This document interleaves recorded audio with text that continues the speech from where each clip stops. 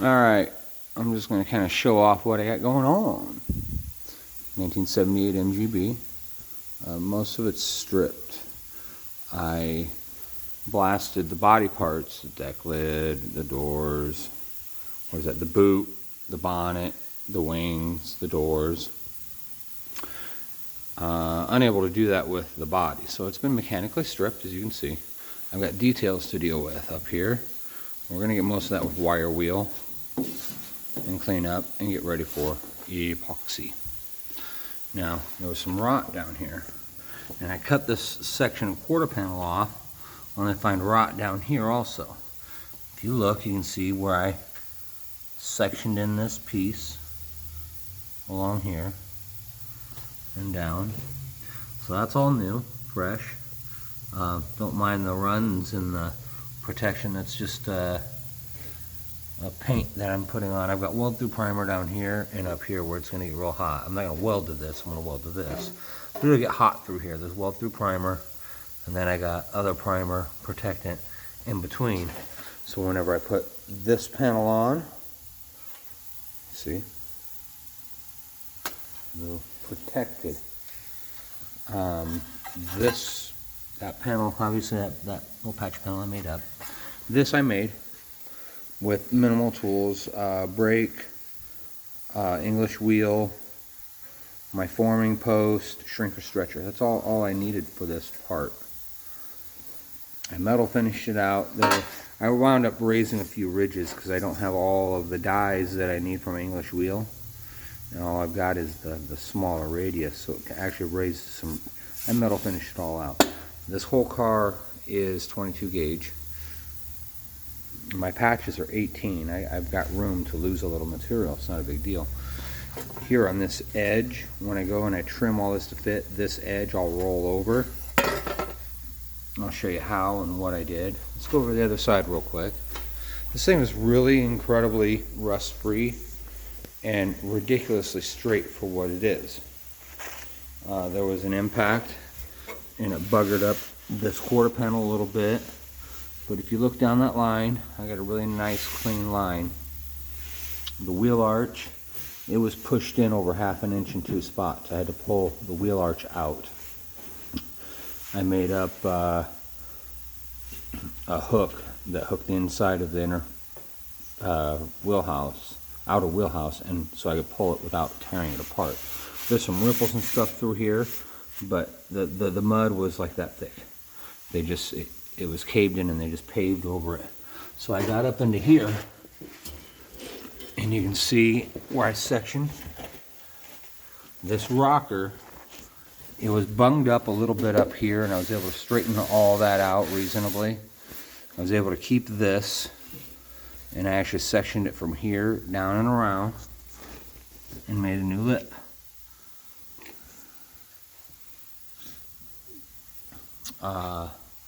The front of the rocker panel was all punched in, caved in, so I had to make that part.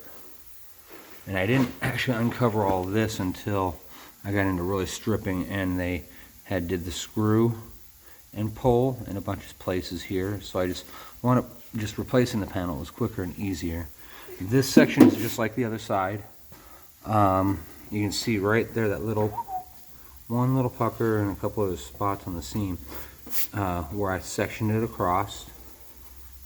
That's like thimble of putty. Most of that will fill with primer. Got the wheel arch to match up. Okay. Underneath.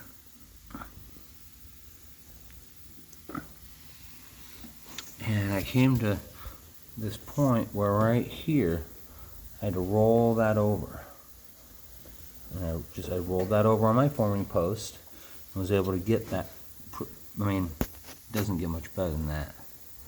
But I had to put the door on and push and pull. This was pushing really bad. I was able to pull a lot of this out, straighten a lot of this up. There was almost a 1/2 inch of mud here where it had been pushed in, and then they built it back out where it was straight up and down and flat, and then they brought that back out to level. So it was really bunged up. And now it's just a minor little bit of issues to deal with.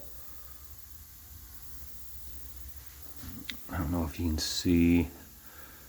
Yeah, you can kind of see where it's rippled. So I'll finish stripping it.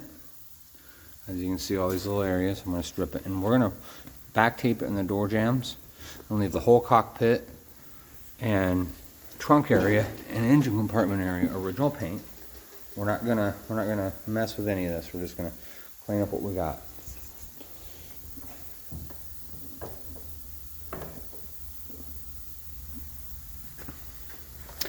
I moved it earlier and forgot to disconnect the battery again.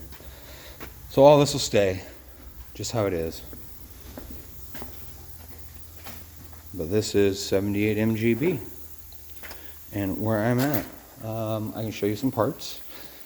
I'd fix this door and reskin it. As you can see, none of the trim holes are in it. But the bottom of this door through here was really, it was pinched up. There was a pinch right across here. So once I got the skin off, I was able to set this up and hammer dolly all that out. This door's been on and fitted. I actually drilled holes for reference in the hinges. So I line all those parts up, boom. I'll do the same in the door. That door was in excellent shape. I was able to blast it gently without warping it. Same thing with the fenders. There's actually no filler in the barrels of one fender and a thimbleful of filler in the barrel of the other fender down to the style line. The shoulders below her were a little wavy and beat up. I was able to pick and move a lot of it around, but it was still a little wavy. This had a bad hump here where it got buckled, and I actually replaced part of the structure frame underneath. Now all these parts, they're ready for final blocking. Oh, including the hood.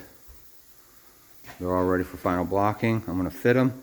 There's new hood and boot and bonnet props. There's new setups for those so they don't buckle the hoods.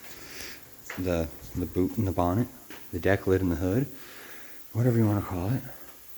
I guess I'm not British enough to catch all that. I'm going to have a little bit of work down here to do where you can see this lower has been beat up and pushed around. The lower portion going around that corner up underneath that quarter is a little tweaked. So I'll untweak it. This is going to get minimal. Everything from here down is going to get minimal work. Just like the valance for the front. It's going to get beat up. This thing's going to get driven. It's going to be a very, very nice driver when I'm done. That's it. So, again, I'll back tape it here and leave all that. 78 MGB in the throes, and that's my daughter hiding. We'll talk to you later.